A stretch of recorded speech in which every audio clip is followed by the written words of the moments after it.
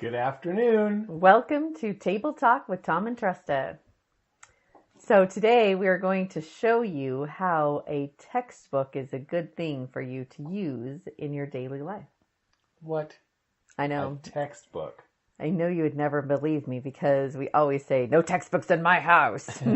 But today I'm going to show you how. All right, so let's discover that. Okay, awesome. Would you like to tell them what we're doing? Okay, so what we wanted to first mention was that we just had a really awesome experience on Saturday. Yes, it was wonderful. Saturday was our Called to Learn February session. And it was all about dads and our perspective on homeschooling, on home education, on leadership in the home. Mm-hmm. And it went over really well. We have had lots of really great comments. People wanting to share and share again, all of it. If you haven't had a chance to check it out, go to your library. And if you're a premium member, then you have access to it. And you should check it out because... Yeah, it's all about fathers. It's kind of interesting that, we hear, we've gone through 34 now interviews, and 15 of them have been fathers. Yeah, that's quite a bit. Yeah, well, 14 of the 15 were fathers, but 15 men, and each of them have been totally different, totally and completely different. But when we interviewed these fathers specifically for teaching their children, I thought, well, he was good and he was okay and he was okay. But what was interesting is it's not just about me, right? It's about the audience, and the audience took my verbs or my ideas and switch them around and says, no, I love this. This touched my life. And see, it wasn't for me in my life at that time, but it was for them. And I just love that. I really love that we can give you, the audience, what you want. And we not even knowing what everything that is needed out there. So I'm glad that we can deliver the things that are needed and the things that can help touch you and help change your lives. Okay, so for today... Okay, so what are we doing today? Today we are going to be talking about textbooks, obviously. Textbooks, okay. But it's living textbooks, okay? So what is a living textbook? Do you have an idea? To me, a living textbook would mean that it is continuously growing. It's continuously changing and becoming something new. Yeah. A textbook is not just a textbook that you get off from school, right? That you read and you pass your test and then you turn back in. No, a living textbook is what you create yourself. Awesome. It's about what you learn. It's about what you love. It's about what your ahas you've made. And that creates a living textbook. So, okay, now we got a good reason to have a textbook. Yeah. Because it's mine. It reminds me of the notebooks our children have been doing since the beginning. Now, we've never called them textbooks before, but that's exactly what they are. They can open up their notebooks and they can teach from it. Remember when we did this, ... I learned this, or to get their friends to come over and say, we learned about this story or about Bambi or about, whatever we're learning about. So it's really juicy. It's really juicy. So it also, you can go back for it. It's like a book of remembrance. You can go back to it. It's about helping you to remember. It's about your accountability to it too. So you can learn your accountability to learn what you're doing. And it's about productivity and character building. That's one of the things I really loved, is that when you have a living textbook, you're building your character. And we'll come back and talk a little bit more about what else it does, because, man, living textbooks are powerful. All right, but first, we are going to listen to Christopher Hurtado, right? Yes. So Christopher Hurtado is going to talk to us about how his family records. The Lord tells us to record, keep a record of what we're doing. Right. How do you guys keep records at your family? Well, my kids all have a journal that they're supposed to write in every day. Okay. They're recording what they read, and their impressions of the field trips that they take, the adventures they go on, the explorations that they do, that they carry out. All of those things are to be recorded in the journals. I myself have a routine of journaling in the morning in one way and in another way in the evening. Oh, cool. In the morning, it helps me think about the day ahead. In the evening, I go back over the day. Very nice. And revisit it and think about tomorrow. Cool. Yeah, that's a great way. Yeah. And I keep an idea notebook. I actually have two, because I really do love to write on paper I have a fountain pen. I carry these with me in my shoulder bag, and then I have my phone everywhere I go. And I love Evernote. Again, the journaling helps with this, to really take time to think about what you've accomplished each day. Yeah. And I also keep track of my projects, and I track my projects, and I have goals that they're written down. They're projects that I'm working toward. Yeah. Too many of them. Yeah. I understand that for sure. Oh, so yeah, me too. Have the best of both worlds. Yeah, that's great. Yeah. Thank you. So Christopher, it's short and sweet, but wow, he does a lot of journaling. Yeah, a lot of things. It's not just a tiny bit, right? I remember doing a survey on Facebook one time and writing about all the things we talked about it last week, and how each person is different and has different ones. But my favorite is they do adventure journals. Yeah, I thought that was kind of cool. I thought that was really cool. I don't do those, but I'd love to do. Whenever they do something new, go hiking or go walking or go doing anything. Yeah. I think adventure journals are something that I would like to implement in our lives. Yeah. Yeah. All right. So next up is Becky Rogers, and she's going to talk about how her family records and uses journals too. It's all different. All right. So you mentioned earlier on in your story how you were so worried about it, and you kept really strong records in your homeschooling now. I'm assuming you don't now. I gave that up after the first. Okay. But I'm glad I did it because it helped you. Well, it helped me gain confidence to see that my kids were doing things. Yeah. You know what I mean? But anyway, but now I just know they're doing things, so. And so it's okay. It's okay. You don't have to have the record of it. But are there other ways that you have your children keep records? Or you yourself? Yeah, okay, this is going to sound crazy, but I'm just going to say it, Facebook. Okay. So it's like how you could print out a year or something like that? No, I just have my love-hate relationship thing with that, but I just love having them, post things, or me post things, and then Facebook will send me a notice every morning. Oh. 2 years ago, well, here's your memory. I'm like, remember when we did that? That's cool. You know what I mean? And so it's just a funny thing. I mean, it used to be blogs, and I think I feel guilty about not writing in my journal, but I would post a blog every now and then. So I'm like, okay, I'm going to count that as my... Your journal. It's better than BTN. I learned that from my mother-in-law. Better than nothing. BTN. Better than nothing. Awesome. Better than nothing. Yeah. So I don't know. That there are a lot of ways that we record things that we don't think of as recording. Oh yeah, there's tons. In fact, I'm being amazed with these conversations how many ways there are to record. Yeah. Cell phones. Yeah. I mean, my kids love to just flip through the photos, the videos on our cell phones. And we do it too because there's so many fun memories in there. And it's so easy. It's so easy just catch it that in that moment. Yes. I mean, we had one last night. My husband came home and my 4-year-old had sour cream smeared so carefully all over her whole entire face, like white face. And then he came in and he said, "What are you doing?" And of course she was afraid she was going to be in trouble, so she told them that her older brother and sister did it. Oh no. So then that led to a whole nother teaching moment. Yes. But we totally, first thing, as I overheard the conversation and I walked in, he was standing there with his camera out to videotape this conversation with her. What happened? So we have her little 4-year-old voice thing. But that's awesome. Those are things that I wouldn't that I wouldn't think to record, but it's there, just those little moments. I remember when my son decided to. Well, I used to work nights, and my husband worked days, and so I would sleep during the day, and my husband, Tom, was gone, and the kids would just get into everything and make a total mess.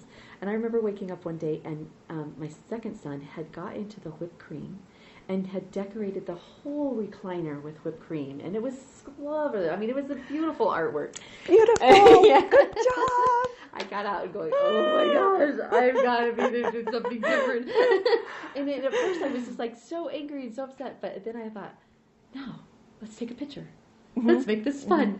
And so then he started putting on himself, and he started posing with the chair.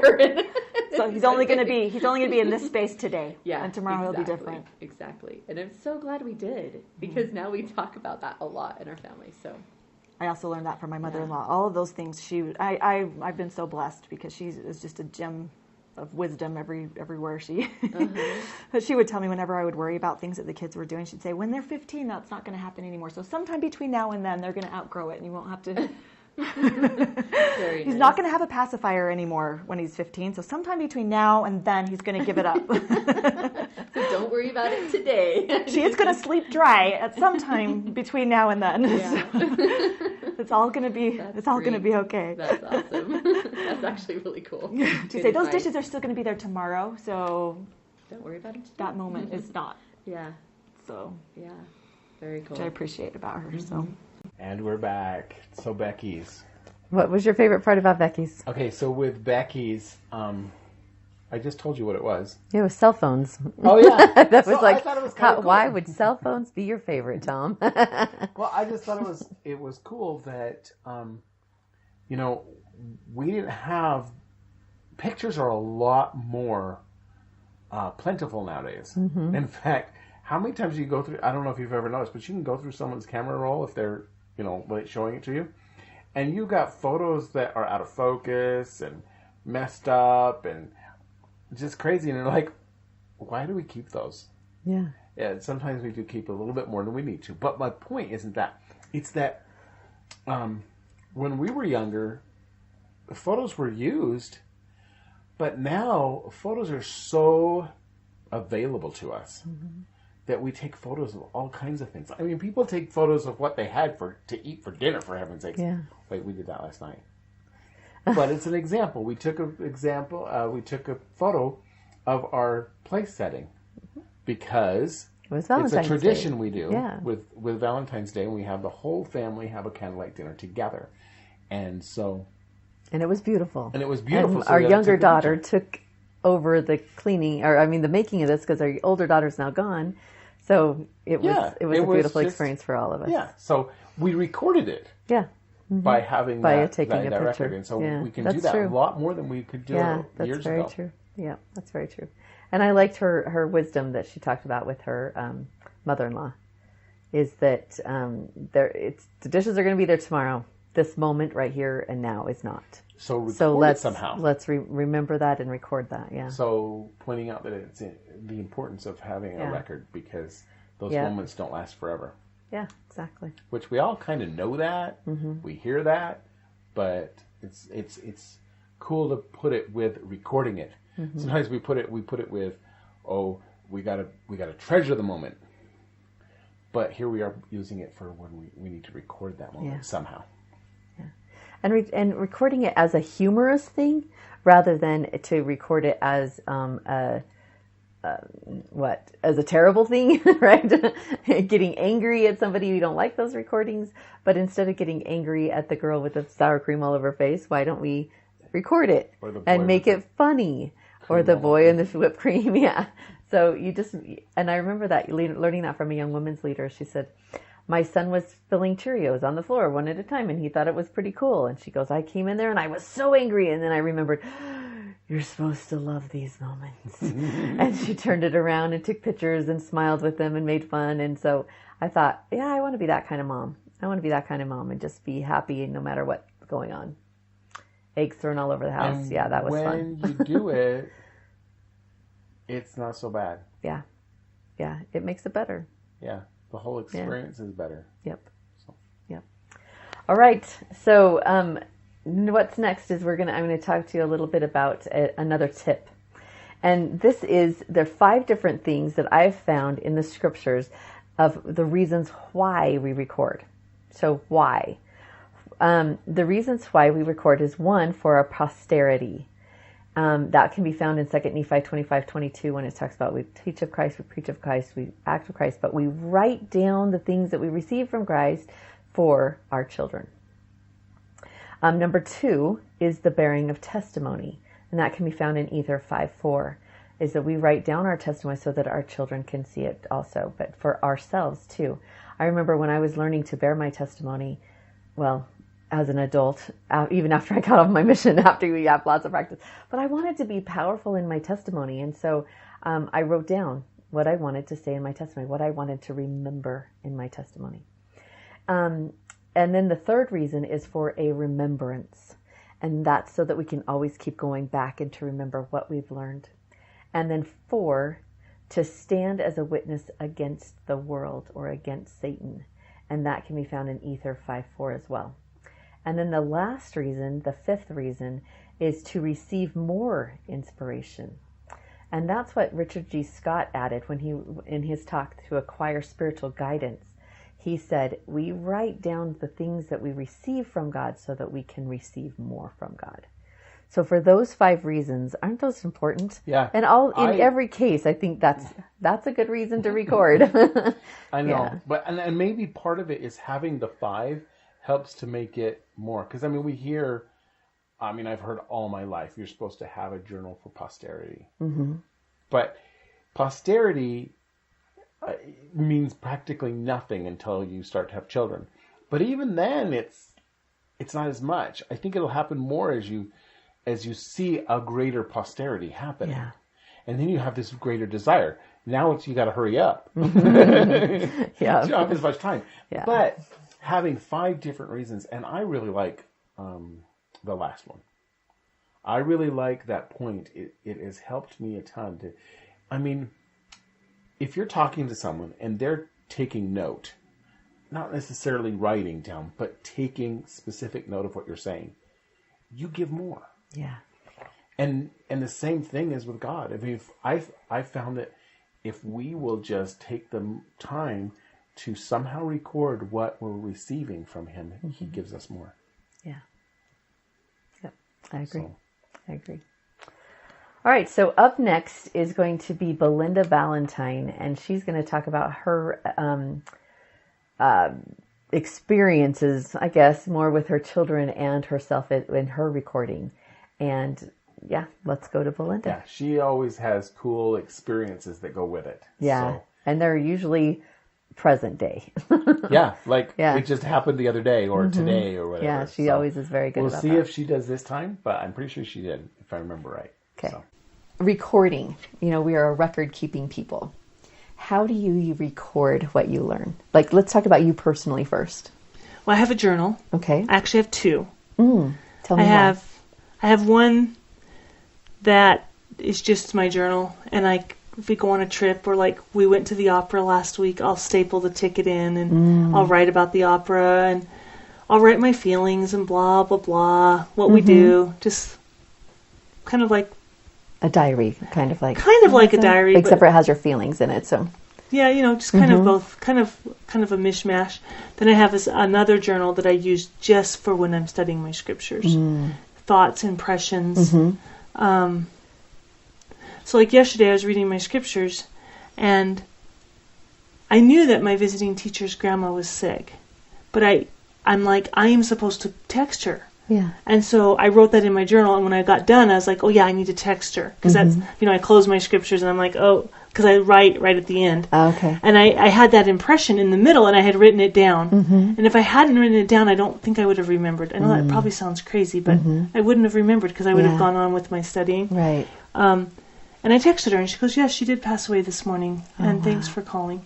And I wouldn't have known that. Yeah. But the Spirit does.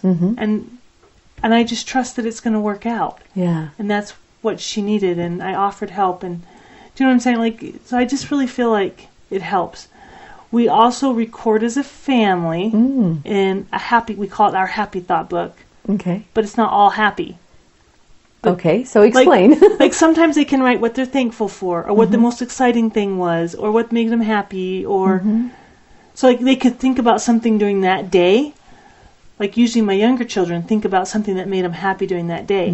But it doesn't necessarily have to be that. It could be running water, or it could it can be outside of what made you happy. It could just be you're thankful, happy. So we just do it every day. And every day, every morning or every night? Every night before so it's part of our family scriptures. Because we read, as a family, we read at night. Okay. And we do our happy thoughts, we read our scriptures, and then we do our little family cheer. And do you write them all down and they just talk and you just write them down, or do you pass the journal around, or how do you do it? We talk about it. So everybody says it out loud, and then if they have any questions, we can ask questions about it. Or sometimes it causes a whole laughing thing because everybody was involved in it. And it takes time, but to me it's time well spent. Yeah, yeah. And so do they each write their own individual? No, I write them all. You write Unless them all. Okay. Travis is it, or Travis writes it, or Eliza, or Bree, whoever's writing it, they write it all. Okay. So sometimes we can't read what they wrote. I bet. Because like Eliza, we look back like 10 years ago and we couldn't read her handwriting. Wow, interesting. And Jared and Aiden are now in that space, and it's okay. Yeah. It will be okay. Yeah. So we can't read like for 5 months what someone wrote. It's okay. That's great. I love that. I think that's really unique. Is there any other ways that you record? And then we also, on Sunday, we have what's called a power hour. And they can work on scouts or faith in God or personal progress. And I'm just available to help them. And so a lot of times we're doing a lot of recording with those activities. Yeah. And sometimes they're busy doing something and then I can record for our family. Okay. So like that's a time when I'm like, okay, what pictures do I want to include? Because I make a family scrapbook. And what pictures this week do we want to include in that? How do we want to make that work? Is it a physical scrapbook or a digital? Yes, both of them. Or both. It's digitally done but printed out. Oh, okay. Does that make sense? Yeah, it's way easier that way for me. Yeah. And everybody contributes to it. So we have the spelling problem again, but that's okay. That's life. So, Eliza might, if it's open, then all the kids are commenting and saying stuff and typing stuff in or putting little pictures in or emojis or whatever they're doing. That's great. I love that. It's not always tidy, but I'm happy with it. Yeah. And it's a reflection of who we are. And I like what that. you were going through that week. Yeah, I love that. And lots of weeks it doesn't happen because lots of times they really do need either my help or Travis's help. And sometimes we need another adult to help someone. But that's kind of how it works. Beautiful. I like it a lot. Okay. We know what we're doing. Yeah, we're just talking. Power hour. Yeah, we need one of those on Sunday, don't we? I hope you guys are listening to these and thinking the same thing because we learn right along with that. That's why we want to do this, is so that we can learn how to be a better parent. So, power hour. I think that was a really good one just to do it on Sunday and to have them record because there is a lot of recording. In the Faith in God, there's a lot of recording. Personal progress, a lot of recording. Exactly. Scouting, a lot of recording. So that's a good thing. What else did you like about Belinda? You better talk first because there's a couple things I just can't. The journals. She had different types of journals. What I was going to say. I think the happy journal with the parents, that was a fun idea. That was an interesting one because I don't think I've heard of other than a scrapbook, a specific journal that the family all does together. Yeah. I've never heard of that before. Yeah. Like you have scrapbooks, but that's not quite the same. We're talking a written journal. Remembering things where they all do it together. That was interesting. That was cool. Yeah. And what brings you happiness that day. And to have a record of that. Instead of just what we do, a little board and say, okay, this is what our prayers are and this is their answer. I think that's good too, but maybe make it more. Yeah. More Thanksgiving-wise. Answering it. Well, recording what that was. Because that goes away. Right. Right. And if you don't remember what that is, that was on part of the Curiosity Board, which was week 3, I think, of Curiosity. I think so too. So. All right. So next up is our relationship tip. And this time we are going to talk about something that goes and relates to recording. Right with that. And we're going to be talking about joy lists. So listen as a relationship tip for joy list.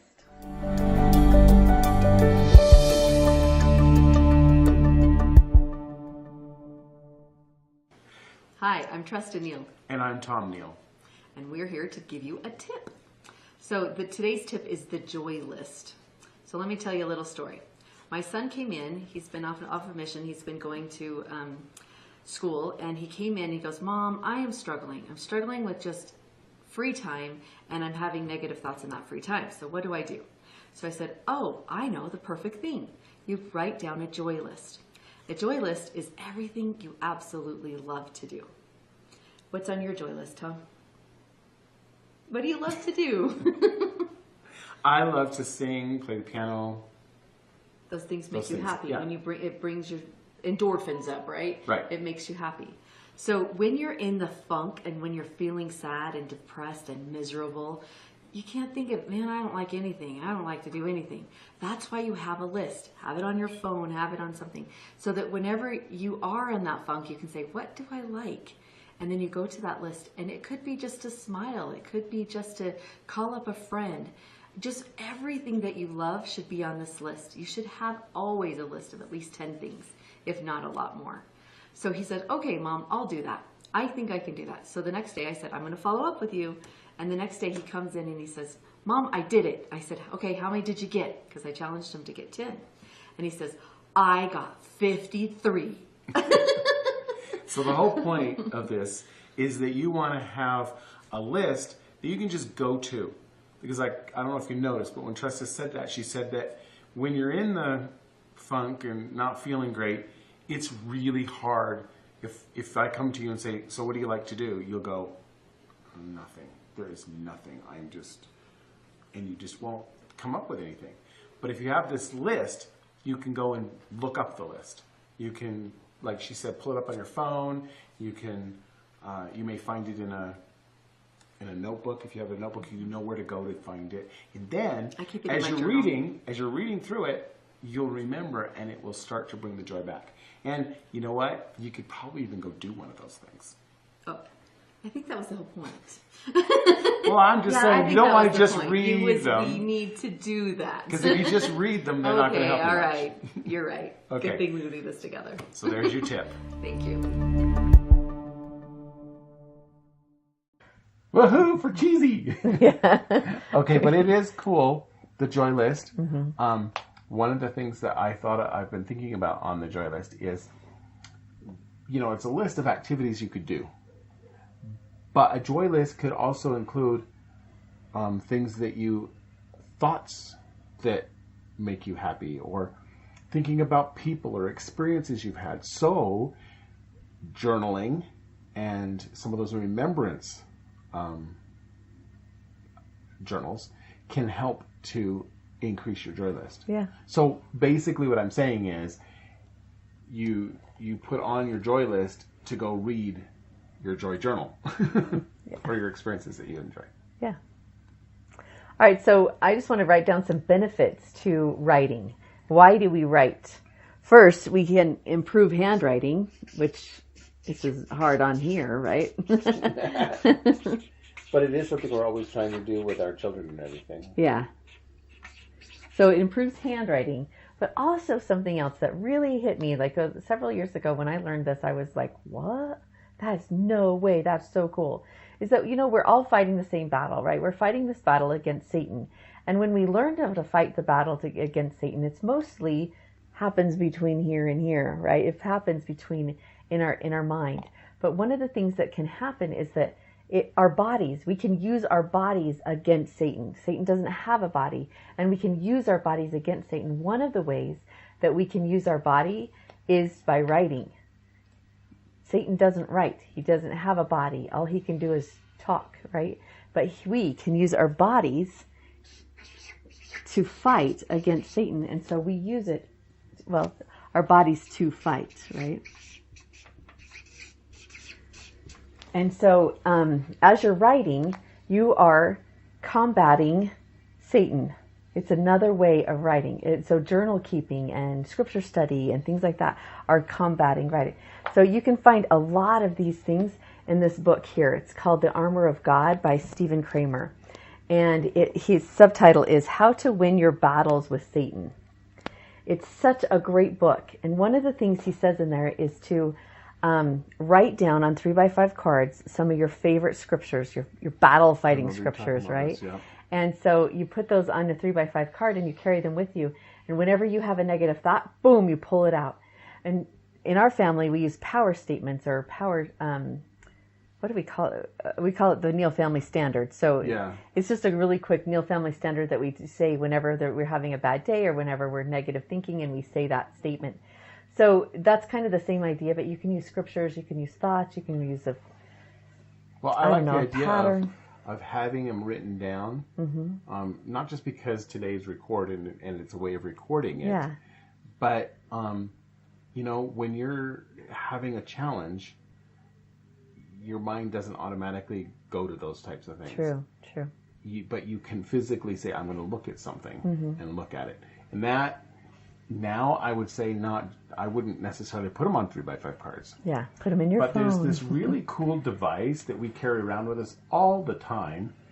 And it's everywhere we go. So we can always put things like that there and just go right to it. Yeah, yeah.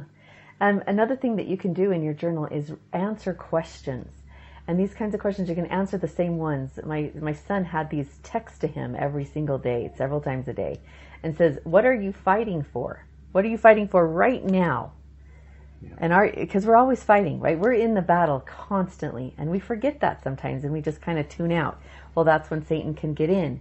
So we have to remember that we're fighting all the time. What are we fighting for right now?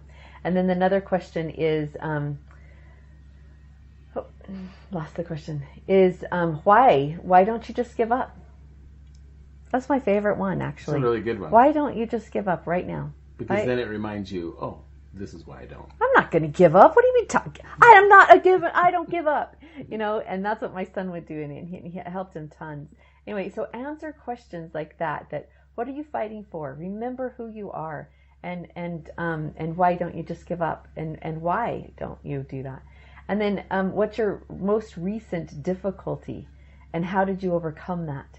Things like that are the best ways to write in your journal, or the best ways to discover who you are and what you can do. So to give you more strength. To give you more strength for that fight. Mm-hmm. Yep. And we can write strength down. Okay, so those are the benefits of writing. Those are just some of them. We'll talk about more next week, but these are just some of the benefits to learning how to record and to write better. So I think that sums up today. Okay. We have a few announcements real quick. Let's see. Next month, it's March, I think it's 11th. It'll be the same as this month, right? Yeah. So it's March 11th. We will be, our Called to Learn monthly session will be about marriage. Yes. And we have the Riddless Balkers with us, and then we'll have something else going on too. Yep. For that. And so you want to get to that. That will be really awesome. Get to it. Come and join online with us. And then when Table Talk too next week. We'll do week's still on Table Talk. recording. Absolutely. And August. What's happening in August? We're having a live conference. Not live online, but live where you are invited to come with us. And we are organizing and planning that right now. Yep. So we can't even tell you the date in August. Our goal is to have it in August. And we're working on a date. But we don't have our venue yet and everything. So as more things progress towards that, we will certainly let you know about that. Yep. All right. So just as a closing thought to leave you with is that faith works by words. Every time something comes into creation, it was made by words. And so use your words and write them down, and you will be able to become stronger and have more faith in your life. So that's our invitation for today. Use your words and write them down. So write those down, and it'll give you that power. Yep. Just like we said, that strength that we want to have. Yeah. Okay, that's it for today. So bye for now. Bye.